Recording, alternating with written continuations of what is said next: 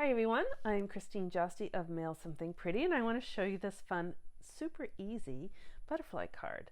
And so you can adapt it for whatever reason. I made one a birthday card, I one a thank you card, but you can make this any kind of card, and you can change up your colors. So I'm going to show you how I put this one together, and then you can adapt however you like.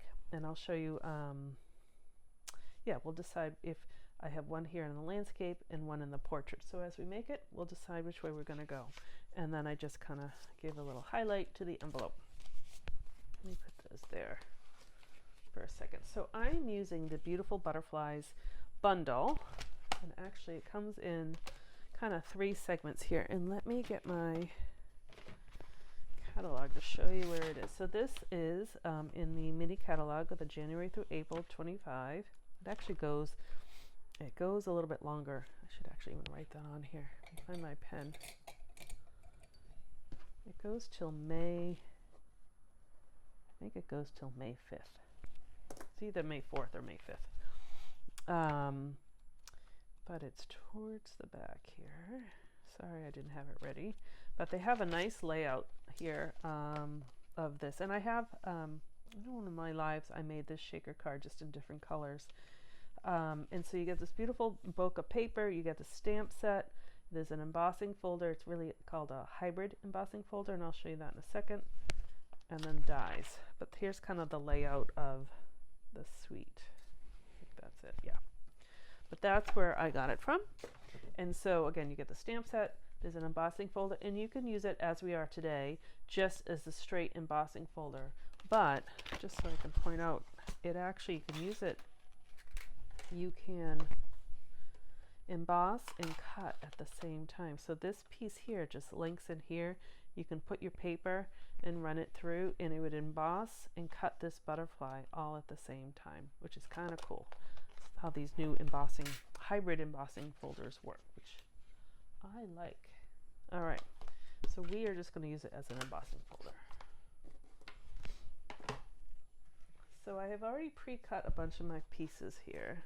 So part of it's just going to be assembly, but I just wanted to show you, sometimes we need quick and easy cards. So if I was going to make this a landscape card, like this one, I like them to open up like that because I think they sit nice on your tabletop or your mantle or wherever you display them. They don't kind of flop, versus if I was to turn it this way, which you certainly could, that's actually pretty stable, but sometimes they flop.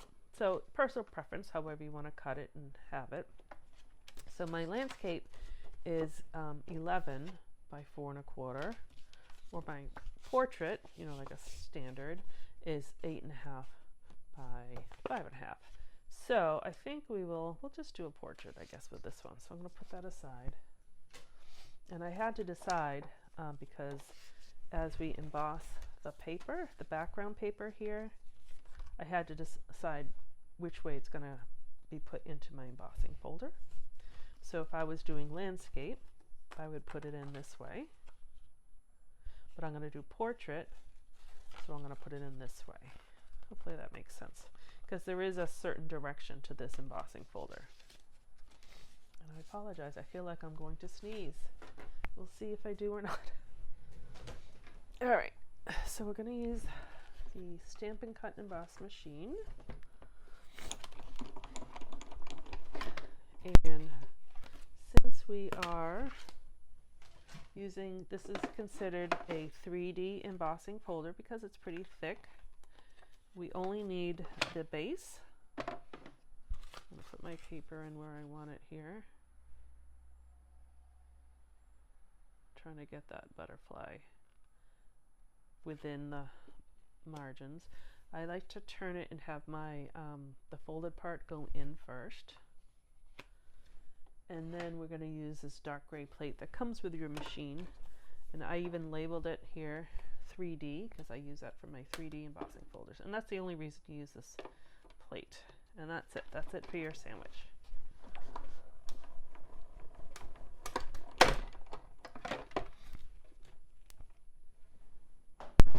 Okay.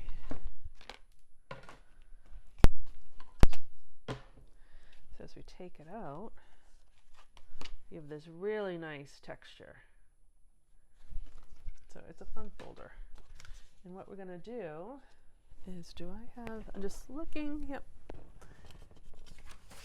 I'm just going to grab some scrap paper here, because I'm going to use my blending brush, and I'm using, I meant to grab daffodil, but that's all right. We'll do it light. This is crushed curry. And I'm just going to very lightly, because this is darker than I wanted it to be, just kind of highlight some of the bumps. There's like little bumps or polka dots, and there's little parts about the butterflies. I'm not worrying about this piece because we're going to cover that over. You certainly could do it. So it depends on how dark or light you want it. Kind of see. I'm going to actually save that because we'll do the inside of the card as well. All right, so now it's just kind of putting together. So we're going to just add that to our card base.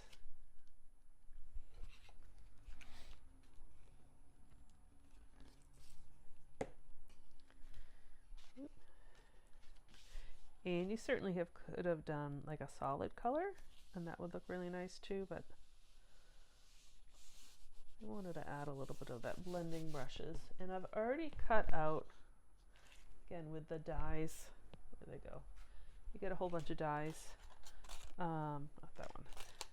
You get these two dies here. So cut this one out, and then that cut out here, and then the body here cut out. I'm calling it the body. The little black piece, but you get a smaller one, you get all these fun dies, you get a larger one of this, and this is a piece that makes a fun card, so you can kind of open it up in a butterfly shape. I'm actually, depending on when you watch this, I'm doing that on my live tomorrow, which will be, what's today's date? I think that will be on March 25th, whatever the Tuesday of that week is. I'm going to do a card, actually I might do two cards, that use this to show you how to make a butterfly shaped card. So you can look that up. Okay. So I have these two pieces. So I'm just going to put, I just noticed I didn't poke out all the holes. There's two little, oops. There we go. So I'm just going to put a tiny bit of glue right here, kind of under this part of the middle section, and that's it. I'm going to put it right on top so that you can kind of see these inner wings are within the outline of the wings. And this paper I used was Celebration paper. It's just a yellow print. You can use any paper. And then I'm going to put this body on top. So it'll go on top like that. Make sure I get the right side, the wrong side. And I'm not using much glue. You see, I'm going to hold it up. I did not use very much glue because if you use too much, it's just going to ooze out. And this glue is really strong.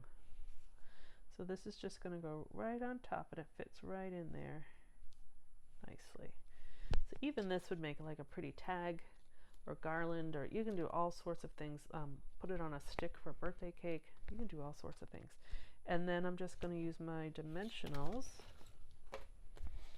and I'm just going to same thing. I'm just putting them in the middle because I want the butterfly wings to kind of flutter, and I'm just going to put it right on top there like that, so these can kind of flutter a little bit. And then I've already put I'm going to use a happy birthday, but you can do whatever you'd like. And so this can go anywhere. So where do I want this one to go? I might actually put it right there. So I'm going to put a dimensional under this piece, and I'm going to put glue under that piece. So then it's all the same height.